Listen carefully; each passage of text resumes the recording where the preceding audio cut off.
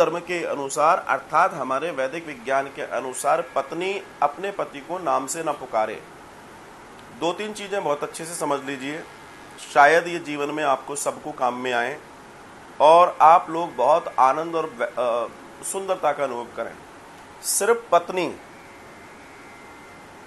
पत्नी की चर्चा नहीं है कि पत्नी पति को नाम से पुकारे। माँ अपने ज्येष्ठ बेटे को, बड़े बेटे को नाम से नहीं पुकारना चाहिए। माँ को अपने बड़े बेटे को नाम लेकर नहीं पुकारना चाहिए। स्त्री को अपने पति को नाम लेकर नहीं पुकारना चाहिए। यहां तक कि पुरुष भी अपनी पत्नी को नाम लेकर, आपने पुराना समय देखा होगा, फिल्मों विल्मों में देखा होगा, आज वैसे ना देखा हो तो एक डायलॉग आता था, ये जी सुनती हो, आपने सुना होगा, अरियो भाग्यवान।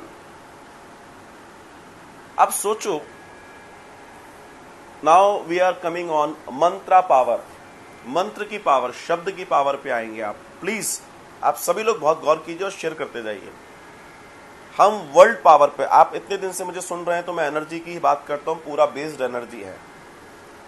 तो मैं किसी व्यक्ति को कहूं तू बेवकूफ है, तू बेवकूफ है, तू बेवकूफ है, तू बेवकूफ है, वो समझदार भी होगा तो एक दिन वो बेवकूफ हो जाएगा, क्योंकि वो रात दिन वही सुन रहा है। राइट, ये चीज आप समझ गए।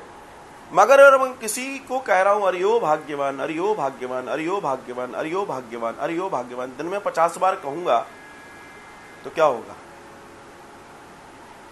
विचार कीजिए, क्या होगा?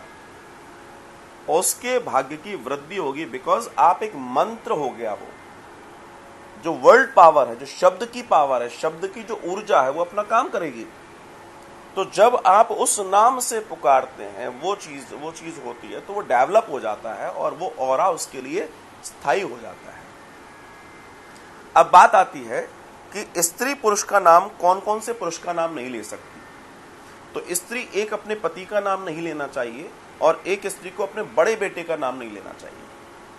अगर स्त्री अपने बड़े बेटे और पति का नाम लेती हैं तो उनकी दोनों की आयु क्षीण होती है, दोनों की आयु क्षीण होती है, दोनों की आयु, एक की नहीं, दोनों की आयु क्षीण होगी। अब मैं पुराने समय में चलता हूं, तो पुराने समय में आपने नोटिस किया हो कि बड़े बेटे का नाम लोग नहीं लेते थे।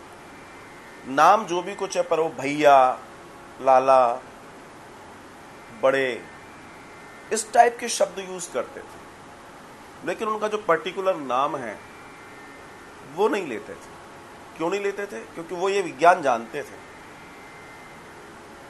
वो ये विज्ञान जानते थे। इसी तरीके से ज्येष्ठ पुत्र, जो बड़ा लड़का है, घर का जो बड़ा है, उसका नाम नहीं ले सकती माँ। अगर उसका नाम भी ले रही हैं तो उसकी ऊर्जा का क्षय होता है, उसकी एनर्जी का क्षय होता है, उसकी आयु का क्षय होता है। बहुत सारे क्षय है, बहुत सारे क्षय मीन्स नुकसान है। तो इस संदर्भ में इस बात को समझना बहुत आवश्यक है कि जो आपने प्रश्न किया है और उस प्रश्न के अनुसार इस बात को समझना हम सबको बहुत आवश्यक है। तो ये चीज आपको समझ में आ गई होगी कि स्त्री जो है, पति का और बेटे का, बड़े बेटे का नाम न लें, और अगर पुरुष भी चाहे कुछ अच्छे संबोधन के साथ अपनी पत्नी का नाम लें, संबंध मधुर होंगे। देखो, भाग्यवान भाग्यवान बोलते बोलते भाग्य अच्छा हो जाएगा, आपकी रिश्तेदारी अच्छी हो जाएगी। और आज की तारीख में दुनिया की रिश्तेदारी है तो ठीक है, पति पत्नी की रिश्तेदारी अगर ठीक नहीं है तो सारी रिश्तेदारी बेकार है। तो भैया, इसको बनाए रखने के लिए एक दूसरे के प्रति सामंजस्य रखें, एक दूसरे के प्रति सम्मान रखें, एक दूसरे के प्रति प्रेम रखें। यही आपका प्रेम, सम्मान, विश्वास बच्चों में जाएगा। बच्चे आपका सम्मान करेंगे, बच्चे आपकी बातों का सम्मान करेंगे और आपके बच्चों में एक नई ऊर्जा का संचार होगा। मेरी शुभकामनाएं।